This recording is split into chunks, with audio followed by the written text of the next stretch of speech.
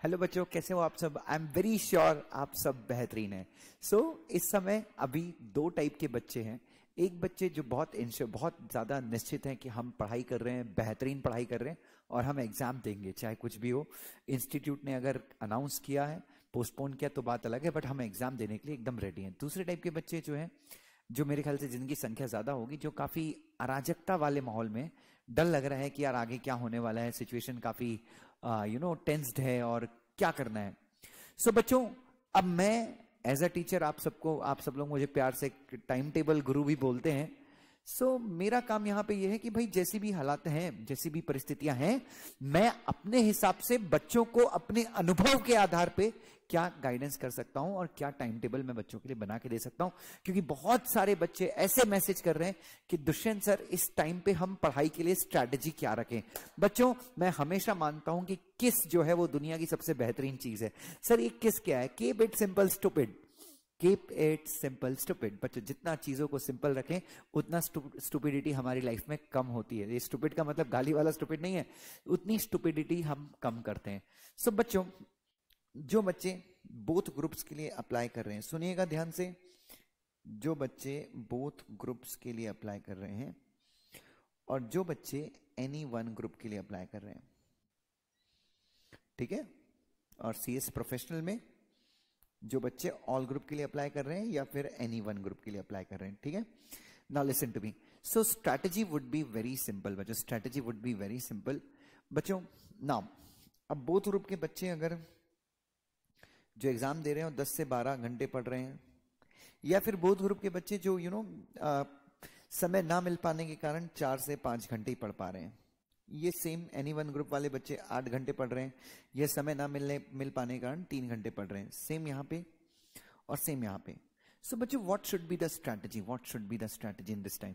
बच्चों, मेरे ख्याल से आप लोग शनिवार को मेरे साथ पढ़ाई करते हैं, रात को हम सब साथ में पढ़ते हैं, तो आपके पास ऑलरेडी आपने कई चीजें कई बार ऑलरेडी पढ़ी लिखी हैं, ठीक है।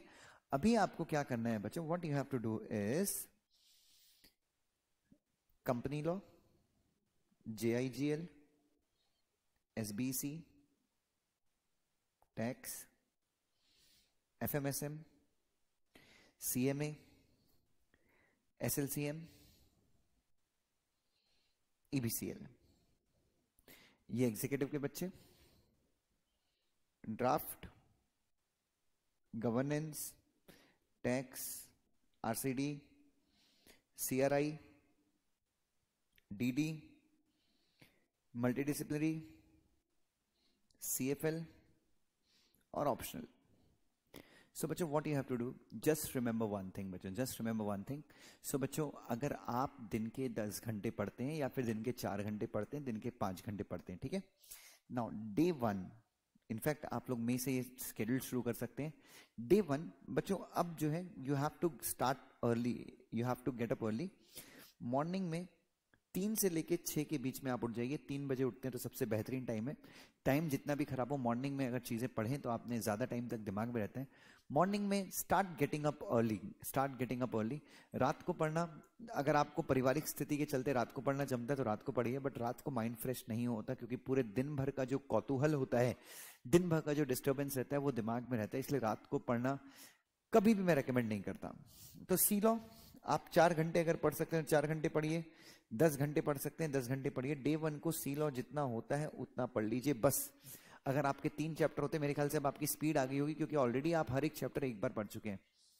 तो एक बार आपने सी लो पढ़ लिया, कहानी खत्म। डे 1 को जितना हुआ है उतना पढ़ लीजिएगा, ठीक है। मान लीजिए डे 1 में आपके हुए 4 चैप्टर।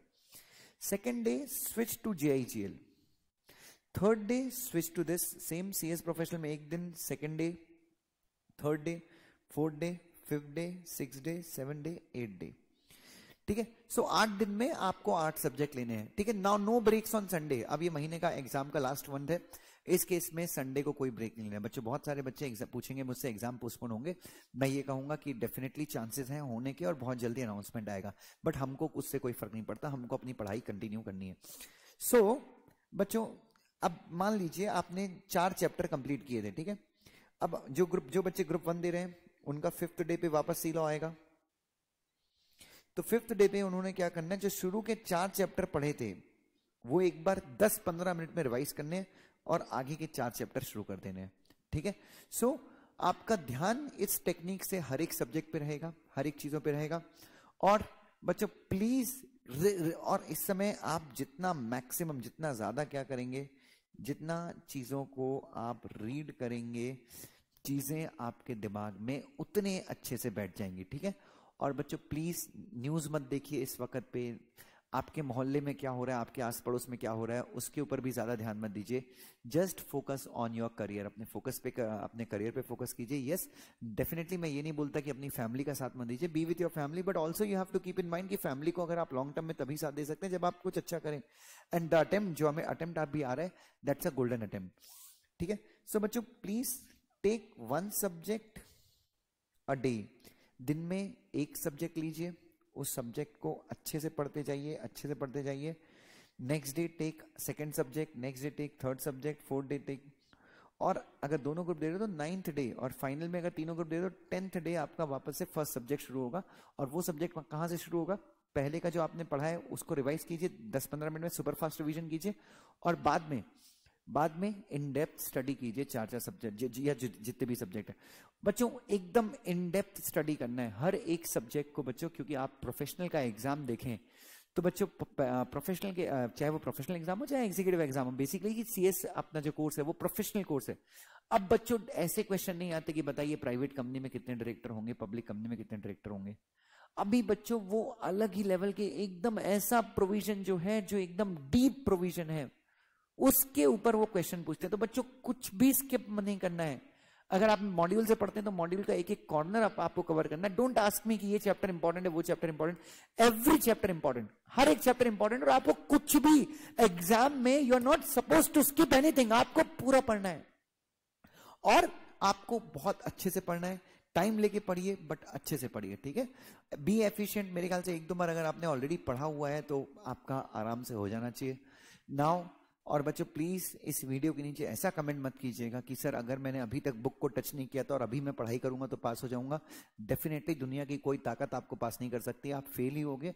और अगले अटेम्प्ट में कम से कम ये गलती मत करना बच्चों, ठीक है। क्योंकि हम लोगों ने, वी हैव गिवन एवरीथिंग, हम लोगों ने कैसे सिलेबस खत्म किया है, हम लोगों ने कैसे मेहनत की है, तो हमको पता है। और आप में से बहुत सारे बच्चे मेरे से शुरू से कनेक्टेड हैं। सो बच्चों प्लीज आप ये शेड्यूल फॉलो कीजिए। आपको परिवार के प्रॉब्लम के चलते अगर आप 4 घंटे पढ़ पाते हैं तो 4 घंटे पढ़िए, 5 घंटे, but take 1 subject a day, 1 subject 1 book. बच्चों आपको मल्टीपल बुक्स रेफर करने की जरूरत नहीं है। 50 ऑथर्स की बुक पढ़ोगे तो ओवर नॉलेज भी फेल होने का एक रीजन है। सो जो बुक पढ़ते हो उसी बुक से पढ़ो, अच्छे से पढ़ो बच्चों। थैंक यू सो मच, और मैं आपके हमेशा साथ हूं। God bless you, love you.